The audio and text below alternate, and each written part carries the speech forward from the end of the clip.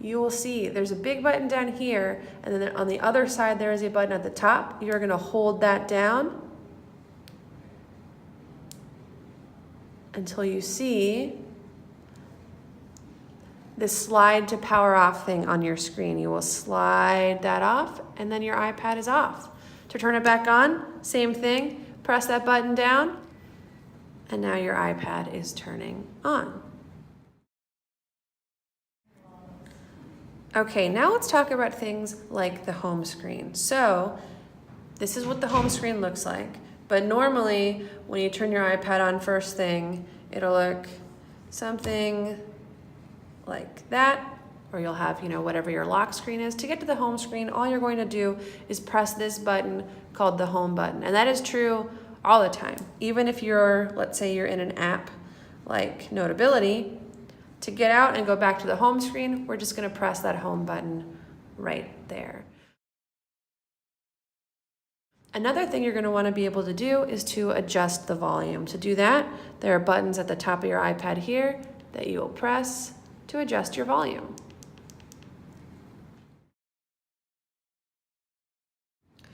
Another thing that you're gonna wanna be able to do is to swipe between different pages on your iPad. What you do, you just need one finger and you're just gonna swipe. It's pretty simple. To open an app similarly, you just need one finger, tap on the app, and it is open. Once you're in an app, you are able to zoom in and out by using two fingers to pinch and to push out to zoom in and out, which is pretty handy. Another thing you are able to do with your hands is to close apps. So just using 5 fingers, you can do this motion, and that app is now no longer on your screen. That doesn't mean it's closed, which we're going to talk about later, but it is a quick way to go back to your home page. So another thing I can do to close is if I don't want to be on this app anymore, I can just hit the home button. And now I'm back on my home screen. Okay, another thing I can do with just my fingers is swipe between apps. So here's Notability. I have another app open called Scannable, and using 4 fingers, I can swipe between them, just like that, with 4. Another thing that you're going to need to do though is close apps, because like I said, even though I've done this with 5 fingers, where I close it out, that doesn't mean it's closed. It's actually still running in the background. The way to then go back to these apps and close them is you double click the home button, and notice when I double click it, these things come up. Here are those 2 apps I had open, Notability and Scannable. Now, what I need to do if I want to actually close them, which saves battery and means your iPad is less cluttered, is just swipe up. Now that it's closed. So again, if I have Notability open, I can close it with those 5 fingers, but that means it is still running in the background. So I hit this button twice, there it is. To close it up, I swipe up. Okay, another thing to show when you double click the home button are these things over here. Here you can adjust your screen's brightness. You can adjust your volume on your iPad if you don't want to use the buttons. You can do things like record your screen by hitting that button. And you can also go right to your camera by hitting that button. Again, that app is open, we double click and swipe up to get rid of it. One other thing you'll notice is when you tilt your iPad, so like this, the screen changes.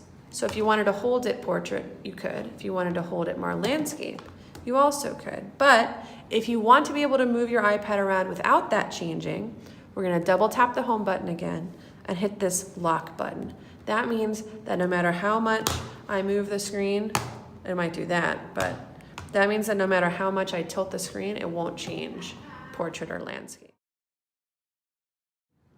Now let's say you want to plug in headphones or a microphone. So there are 2 ways to do that. If you have one with the older jack that plugs into older versions of Macs, that headphone jack is going to be on this end of your iPad right there. If you're going to plug in the newer form that Apple came out with last year, then you're going to plug it into this end, the headphones, and the charger will always go in here. And that's how you'll charge your iPad. However, it is a good idea to let your iPad run out of battery about once a week. Okay, so another thing that'll happen is you'll want to connect to Wi-Fi. To do that, we're going to go to settings. So settings is always going to be this gear on your iPad. Let's click it. Okay, notice Wi-Fi is right there. You're going to tap on it. It'll give you options for places to connect to the Wi-Fi. You'll click the one you want to connect to, enter a password if necessary, and that's pretty much that. Another thing that you're able to do from settings is change your wallpaper. So if you want that image to be different, you just click on it, or you hit choose new wallpaper. Then you can pick from your camera roll, you can pick ones that are already there, and you can change it if you want to. And you can change that for your lock screen, which is what shows up before you enter your iPad, or the background of your iPad.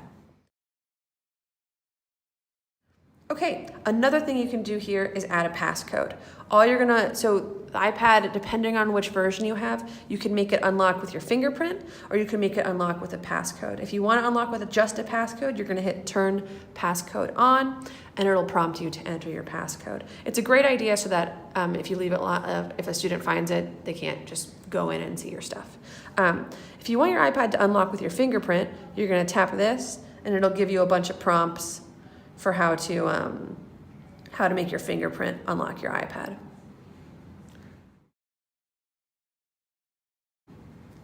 Okay, now let's talk about a really cool feature, which is to make your own app icon from Safari.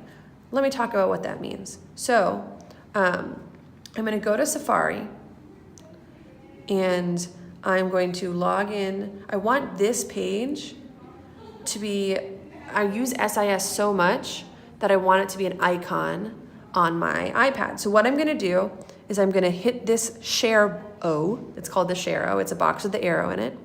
And one of the options is, if you look at the bottom, add to home screen. I'm going to press that. I'm going to decide what I want to call it. So I want to call it SIS, and I'm going to hit add. Next thing you know, there it is right here on my iPad as a button. When I tap on it, it'll go right there. It's a really handy function. Okay, another thing we're going to talk about doing is how to search your iPad. All you're going to do to search your iPad, use one finger to pull down from the top, and there it is right there. So I can search for, I don't know, iMovie. Oh, there it is right there. Okay. Another thing we're going to do is how do you deal with a frozen app? Because this will happen sometimes. So let's say I'm in Notability, it freezes, I can't get out of it. What I'm going to do is simply turn the iPad on and off. Again, that's that button up here. I'm going to hold it until that thing shows up. And then I'll either hit cancel if I don't want to turn it off, or I'll slide it to power off. But that's the best way to get out of a frozen app, is simply to turn it off and then turn your iPad back on.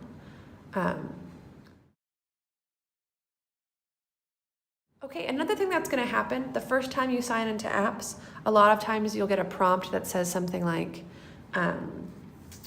would you like to give this app access to your camera or microphone? If that is an app where you need to use photos or you need to speak to make it work, then you should hit OK. You can always change the settings for apps by going to Settings, scrolling down, and then here are all the different apps, and you can change your settings in it. So for example, I could make it so Duolingo no longer has access to my microphone, or I could make it so it does have access to my microphone.